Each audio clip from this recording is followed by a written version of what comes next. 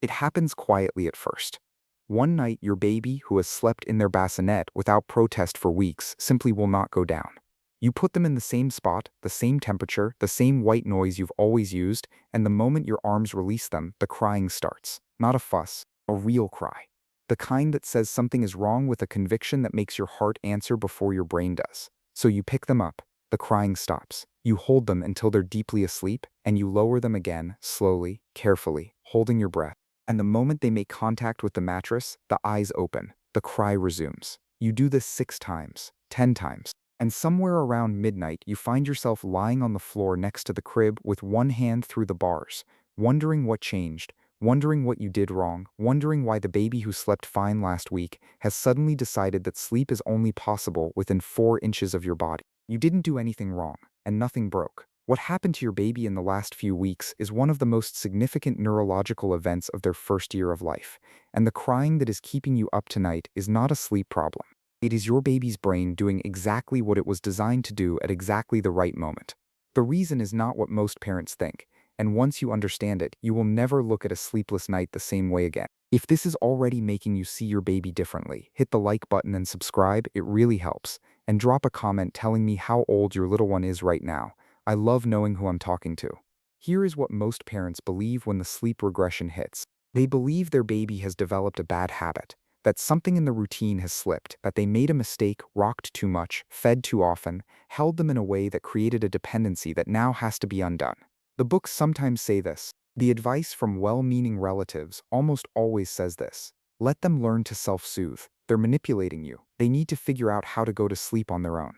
And so the parent, exhausted, second-guessing themselves, does the hardest thing a loving person can be asked to do. They put the baby down and they don't go back. The baby cries. The parent lies in the dark listening to it, heart accelerating with every minute, telling themselves this is what the science recommends. This is teaching independence. This is for their good. Here is what is actually happening in your baby's brain during those weeks when the refusal begins. Between 4 and 6 months of age, and then again around 8 to 10 months, your baby experiences something developmental psychologists call a period of rapid cortical reorganization. The prefrontal cortex, the part of the brain responsible for higher-order processing, is undergoing a surge of synaptic development. Neural connections are forming at a rate that will not be matched again until adolescence. Your baby's brain is in the most literal sense becoming more aware, more capable of processing the environment, more able to hold information.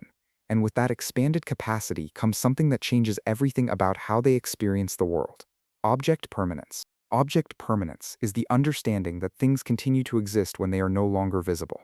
Before this cognitive leap, a baby who cannot see you does not think about you. Out of sight is genuinely, neurologically, out of mind. This is why a very young baby can be placed in a bassinet and drift to sleep without protest. You left the room, and in their developing brain, the room was simply what existed. There was no expectation of your return because there was no representation of your absence. But somewhere between 4 and 8 months, this changes. The circuits come online. The baby who could not hold a mental image of you can now do exactly that. They know you exist when they cannot see you. And that knowledge, that specific neurological achievement, is what is waking them up at night. They are not crying because something is wrong. They are crying because they now understand for the first time in their lives that you are somewhere else. And they have not yet learned whether that fact is something they can survive. This is the insight most parents miss entirely. The refusal to sleep alone is not a behavioral problem emerging in your baby. It is a cognitive milestone arriving in your baby's brain. The same developmental leap that will eventually allow your child to understand that you still love them when you are not in the room, to hold onto the memory of your face during a long day apart, to develop the capacity for real, lasting emotional bonds is the exact leap that is making bedtime impossible right now. The crying at 2 a.m. is not manipulation. It is your baby's brand new ability to miss you, expressing itself for the first time. And this matters more than it might seem in a moment when you are running on 4 hours of sleep and someone on the internet is telling you that responding will ruin their ability to self-soothe. Because how you respond to this specific developmental window, the choices you make in these specific weeks, deposit something into your baby's nervous system that has a name in the research literature: felt security. The embodied, wordless, below the level of conscious thought expectation of what happens when they are afraid and alone, whether the world responds, whether the people who love them come. That expectation is being written right now in the dark while the monitor light blinks and you are deciding whether to go back in.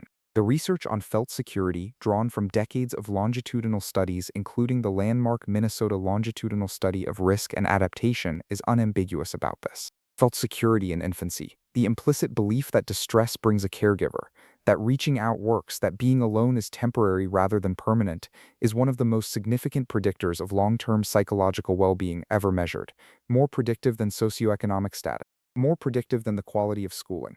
The effect sizes are large enough that developmental psychologists still talk about them with something close to reverence, and it is built, or not built, in ordinary moments like this one, in whether you go back in tonight, in what your baby's nervous system learns about the world and the specific window that opened when object permanence arrived. So let's talk about what is actually happening in the specific moments of this specific regression, and what the research says about the responses that build something versus the responses that quietly work against it, because this is not one thing. The sleep refusal that arrives with object permanence expresses itself differently depending on your baby's age, their temperament, and the particular shape their nervous system has taken from the interactions that came before. Understanding which version you are dealing with changes everything about how you respond.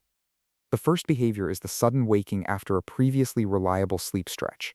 Your baby was sleeping 4, 5, maybe 6 hours. Now they are waking every 90 minutes, sometimes more. This is the most common presentation and the one most frequently misread as hunger or discomfort or a sleep association problem that needs to be broken. What is happening is this: 90 minutes is the approximate length of one full sleep cycle in an infant. At the end of each cycle, your baby surfaces briefly into a lighter sleep state. Before object permanence, this surfacing was neutral. They stirred, they resettled, they continued sleeping. After object permanence, the surfacing carries a new piece of information. You are not here. And that information, processed now by a brain capable of representing your absence, triggers the alarm system. The cortisol rises. The cry begins. The waking is not the problem. The waking is normal.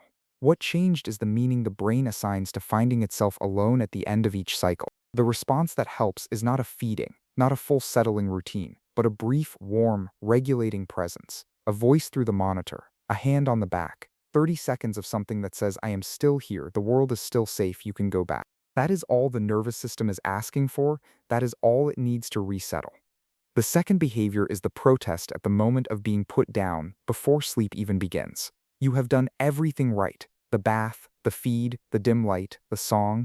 Your baby is drowsy, heavy, their eyes are half closed. You lower them toward the mattress and something changes in their body before contact is even made. A tension in the shoulders. A small sound that builds into a full cry the moment they land. What your baby's nervous system has learned to read, with extraordinary precision, is the specific sequence of physical cues that precede separation.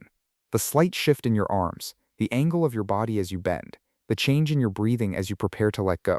These cues have become a signal. Separation is coming, and the nervous system, now equipped with the knowledge that you exist somewhere beyond the room, fires the alarm before the separation is complete. This is not stubbornness. This is your baby's threat detection system doing its job with impressive efficiency. The response that helps here is not a faster putdown or a slower one. It is the quality of your presence in the 30 seconds before you leave, a hand resting on the chest, a voice narrating something quiet and ordinary, the specific warmth of a nervous system that is regulated, calm, unhurried, communicating through its own physiological state that there is nothing to be alarmed about. Your calm is not just emotional, it is biological information that your baby's nervous system reads and responds to directly. If you're finding this helpful, please subscribe and turn on notifications. I upload new videos every week, and I'd hate for you to miss one. Your support is what makes this channel possible, and it genuinely means the world to me. The third behavior is the one that lands hardest on parents who thought they had established a secure, independent sleeper. The baby who slept alone for months and now screams unless someone is physically present in the room, sometimes unless they are physically touching you. Parents often interpret this as regression, as something lost, as a sign that their careful sleep training has been undone. It has not been undone. What has arrived is new. The baby who can now hold a mental representation of you is also a baby whose nervous system has just received an enormous amount of new information about the world, about distance, about the gap between where you are and where they are. The brain under rapid development is a brain under genuine neurological load. The need for proximity during this window is not a step backward in development. It is the scaffolding that allows the development to proceed. Research on what developmental psychologist Mary Ainsworth called the secure base effect found that babies who were reliably responded to during periods of heightened need did not become more dependent over time. They became more independent. The security of knowing you will come is precisely what allows them, eventually, to tolerate the knowing that you are gone. Go back to that night, the one where you found yourself on the floor with your hand through the crib bars at midnight, wondering what you did wrong. You did not do anything wrong. Your baby was not broken, and neither were you. What was happening in that room was a brain crossing a threshold it had been building toward since the very first day of life. The moment your baby learned you existed when they could not see you was also the moment they learned what it means to need someone. That need, expressed in the dark with the only language available to them, was not a problem to be managed. It was the first real reaching, the first evidence of a bond substantial enough to be felt as an absence. And here is what that means for the weeks ahead, because this window does not last forever. The intensity of the sleep refusal that arrives with object permanence typically peaks between 8 and 10 months and begins to soften as two other developments come online. The first is language. Not words yet, but the growing capacity to understand them. When you say "I will be right back" or "I am just in the next room," the baby who could not process those words at 5 months begins at 10 and 11 months to hold on to something in them, a thread of meaning that makes the absence slightly less total. The second is the deepening of what researchers call the internal working model, the accumulated evidence, deposited interaction by interaction, that when you leave, you come back, that the alarm was temporary, that the world contains at least one person whose return is reliable. Each time you go back in during this window, each time the cry brings you, each time the fear of the dark and the alone is met with your calm and your warmth, you are building that model. You are writing into your baby's nervous system the expectation that will carry them, not just through sleep, but through every hard moment that follows for the rest of their life. This is what the science is asking you to hold on to when you are exhausted, and the advice is conflicting and someone is telling you that going back in is making it worse. The research does not support the idea that responding to a baby in this specific developmental window creates dependency. The Minnesota Longitudinal Study, which followed children from infancy into adulthood, found that the babies whose distress was consistently met during these early months grew into children and then adults with stronger emotional regulation, more stable relationships, and a greater capacity to tolerate difficulty, not because they were protected from discomfort, but because they learned at the level of the body, below language and below memory, that discomfort is survivable and that help comes. That is the long game. That is what these sleepless nights are building if you let them. You will not always get it right. There will be nights when you wait too long or respond too sharply or lie on that floor feeling something that is closer to resentment than tenderness and then feel guilty about the resentment. This is parenting.